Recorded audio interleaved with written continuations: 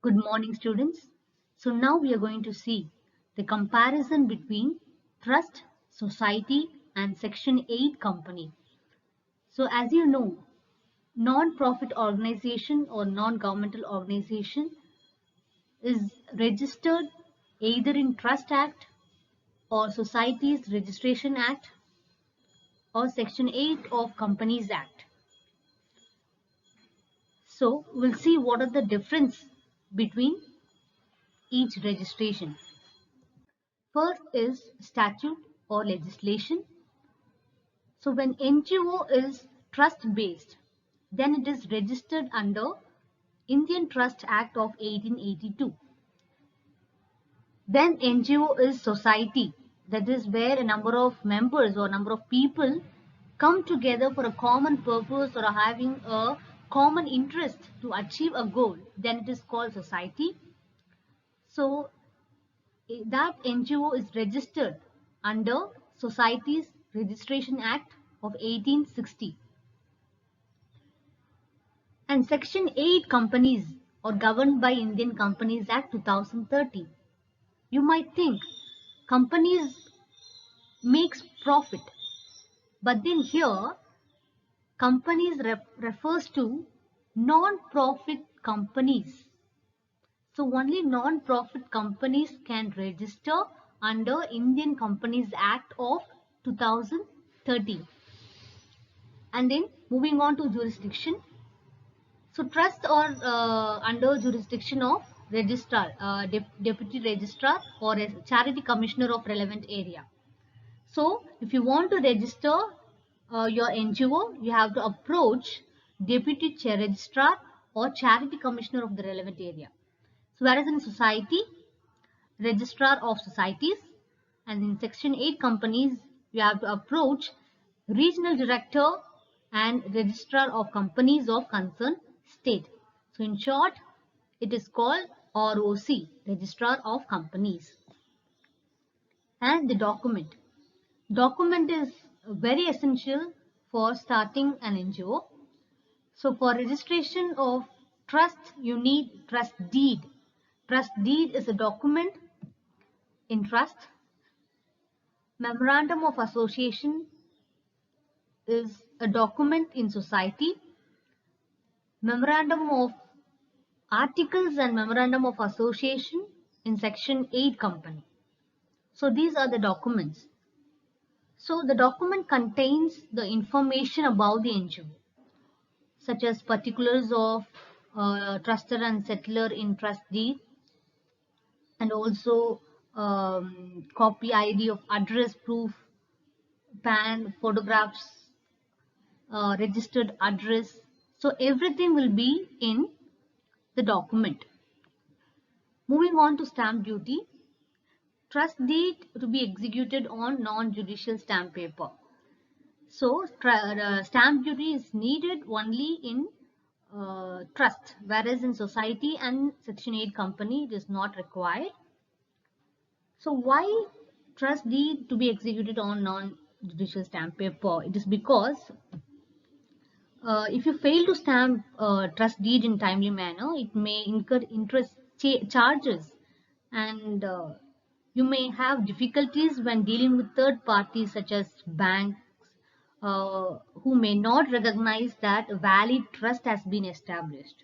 So it's important for a trust to uh, need to be stamped in trust deed.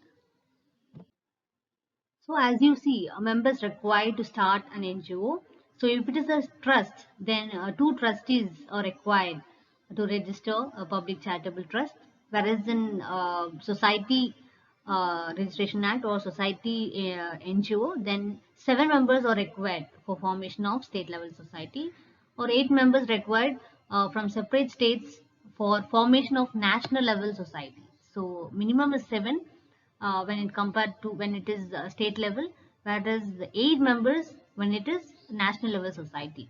And for company, minimum 2 for a private company and 7 for public limited company is required. So members required to start an NGO. And then moving on to board of management.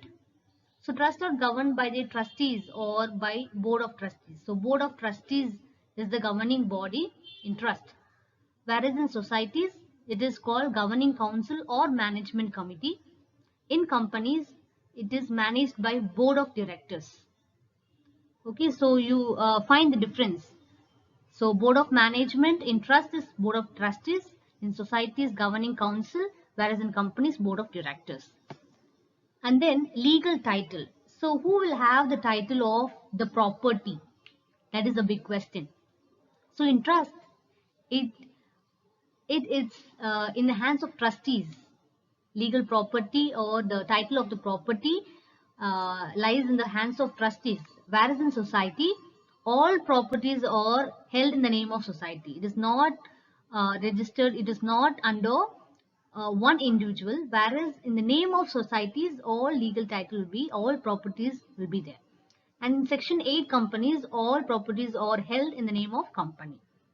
Only in trust, it rests in the hands of trustees. Revocable or irrevocable.